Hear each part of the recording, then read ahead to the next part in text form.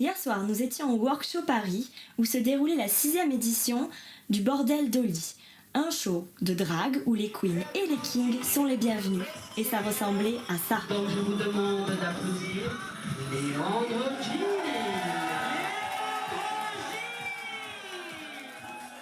Dans les coulisses, nous avons parlé avec Léandre, le seul drag king de la soirée.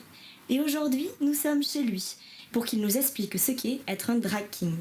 Léandre, c'est mon nom off et mon nom de scène. Ok. C'était à la base mon nom de scène et quand, en faisant du drag, j'ai compris que j'étais en fait vraiment un homme, pas juste sur scène mais dans la vraie vie, j'ai décidé de prendre ce nom et de commencer une transition, donc c'est mon nom hors et en drag.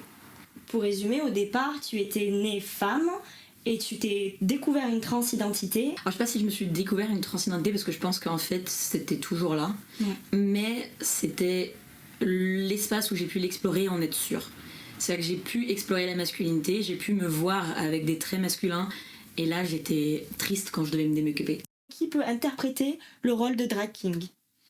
Alors c'est super intéressant comme question parce que la plupart des gens le savent pas, mais on va reprendre la base. En général, oui, les hommes gays vont être des drag queens. Okay. Est-ce que ça voudrait dire qu'il faut être un homme et être gay pour faire une drag queen? Non, pas du tout. Tout le monde peut faire une drag queen. C'est pas important les parties génitales, comment le genre de naissance. En fait, peu importe. L'important c'est représenter un personnage. Okay.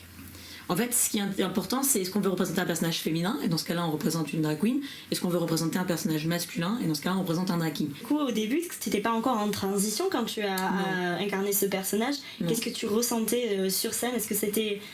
C'était une exaltation. Parce que c'est vraiment ce que j'ai ressenti. Je me suis dit, mais c'est ouf! J'étais tellement heureuse, je parlais à tout le monde, je me sentais enfin moi et exister. Beaucoup de drag kings, pas tous, je présume, sont militants et permettent de comprendre aussi quelque part les enjeux sociaux qu'il y a derrière. L'art drag, même ce que font les drag queens, c'est un art militant. Parce que jouer avec les codes du genre, comme on le fait, même en faisant juste une performance où on fait où sont les femmes avec du paillette, c'est quand même se moquer des stéréotypes de genre qu'on nous impose au quotidien. Rien qu'en nous disant monsieur, madame tous les jours, on nous range dans une boîte au premier contact.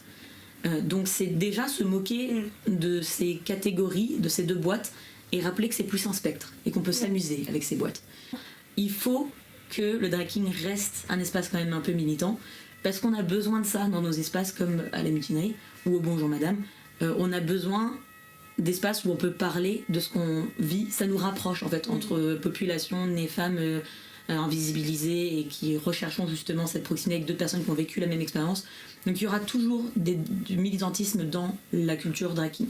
Après, on peut imaginer que certains drag kings vont évoluer vers quelque chose de plus mainstream, être visible, ou peut-être que les gens vont être intéressés par cet aspect politique. Mais le drag king aura toujours ce noyau dur de militantisme. Merci beaucoup Léandre pour cette conversation très enrichissante. J'espère que nos téléspectateurs ont appris des choses comme moi, parce que j'ai appris beaucoup de choses sur la pratique et sur la transidentité qui fait partie finalement de ton histoire drag king. Donc je vous demande d'applaudir